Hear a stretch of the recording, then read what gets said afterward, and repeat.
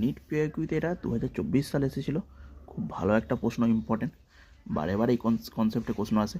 যখন আমরা cold KMnO4H+ use করবো রিয়েজেন্ট, এখানে KMnO4H+ দিয়েছিল অ্যালকিনে পি প্রোডাক্ট।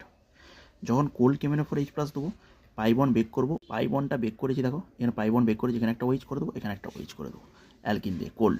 এবারে কিছু না দেওয়া থাকলে সেটা জেনারেলি টেম্পারেচারটা আমাদের পরিবেশ থেকে টেম্পারেচার গ্রহণ করে হট KMnO4, তার মানে এটাকে আমাদের হট KMnO4।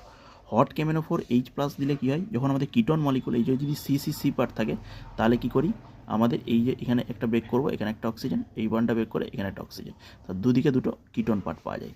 কিন্তু যদি এটা যদি আমাদের অ্যালডিহাইড হতো, CH3 C double bond CH3 hydrogen hydrogen, তখন আমরা কি পেতাম, এখান থেকে প্রথমে আমরা কি পেতাম, CH3 CHO একটা অ্যালডাইড পেতাম। এবার এই অ্যালডাইডটা ফার্দার কোথায় চলে যেত, এই CH বন্ডের মাঝখানে একটা অক্সিজেন প্রবেশ করে, ফার্দার এটা কনভার্ট হয়ে যেত CH3 COOH কার্বক্সিলিক অ্যাসিডে কনভার্ট হয়ে যেত। সেই জন্য এখানে দেখো, যেহেতু এটা আমাদের কি আছে, এখান থেকে যদি আমি ব্রেক করি এটাকে হট KMnO4 দিয়ে বা KMnO4H+ দিয়ে, তাহলে আমাদের এটা কোথায় কনভার্ট হয়ে যাচ্ছে, এটা আমাদের চলে যাচ্ছে, এখানে একটা পাইবন ব্রেক করো, এখানে একটা পাইবন ব্রেক করো, এখানে একটা অক্সিজেন দাও, এখানে একটা অক্সিজেন দাও, তাহলে দুই মলিকিউল কী পাচ্ছ দেখো তো, এই CHO। এইটা ফার্দার কোথায় চলে যাবে, এই বলে দিলাম অ্যাসিড, কার্বক্সিলিক অ্যাসিডে চলে যাবে।